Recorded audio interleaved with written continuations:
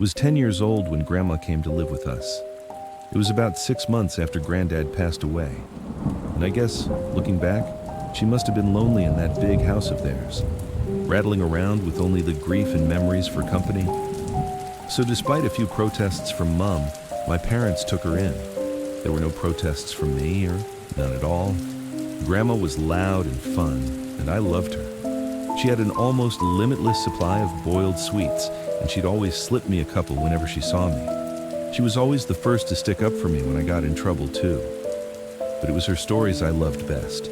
Grandma had all kinds of stories. Stories about growing up during World War II, and stories about the things she'd get up to with her friends on the South Coast after her family had been evacuated.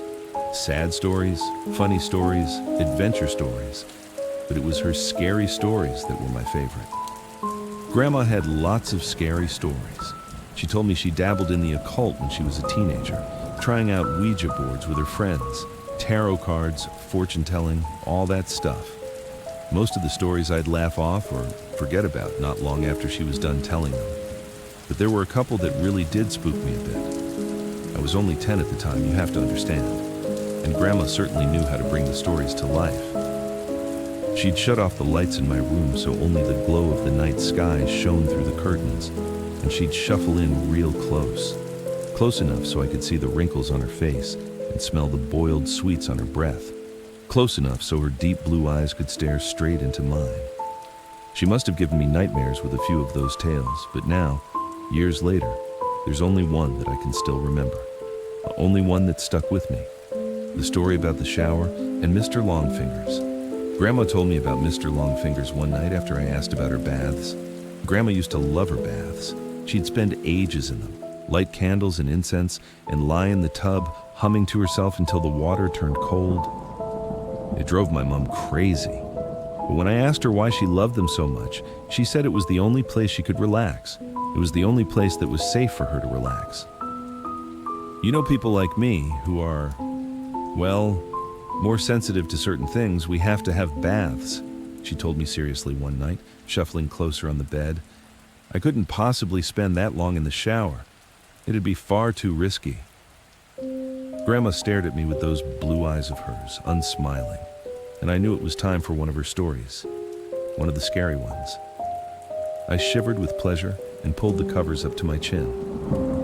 Why is it risky, Grandma? She half turned to look out the window, watching me from the corner of her eye, pausing for effect.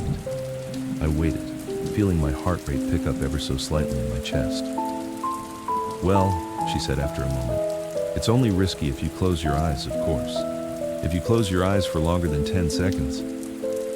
What do you mean? Why? Well, do you ever play that game in the playground with your friends? The one where someone turns their back and the others sneak up on them when they're not looking. I nodded, and Grandma nodded back. Exactly. So that's what it's like in the shower when you have your eyes closed. That's what it's like with Mr. Longfingers. A cold itch tickled back. Who's Mr. Longfingers, Grandma? She let out a deep breath, as if she wished she hadn't said anything, turned her head back to face mine. When she next spoke, she'd lowered her voice. No one knows exactly, Grandma whispered. Some think it's a creature that's attracted to the heat and smell we give off in there. Others think it's a demon that finds a way into our realm through the dense steam clouds. No one can say for sure, because the only ones who have actually seen Mr. Longfingers aren't ever going to be able to tell you. I pulled in a breath. Why not? Grandma shuffled closer along the bed and leaned towards me, leaving my question hanging in the air. Don't you worry about it, sweetheart. Don't worry your pretty head. As long as you remember the rules, you'll be fine. What rules?